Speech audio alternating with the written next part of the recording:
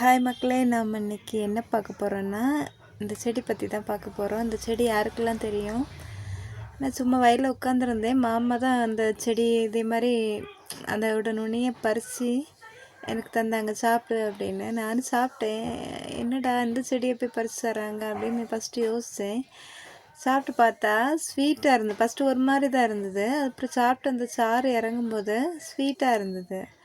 அதுக்கப்புறம் மாமா சொன்னாங்க, இது வந்து சுகர் பேஷண்ட்டுக்கு ரொம்ப நல்லது. காலையிலும் சாயங்காலமும் இதில் ஒரு கொத்து இப்படி பறித்து மென்னுன்னா ரொம்ப நல்லது.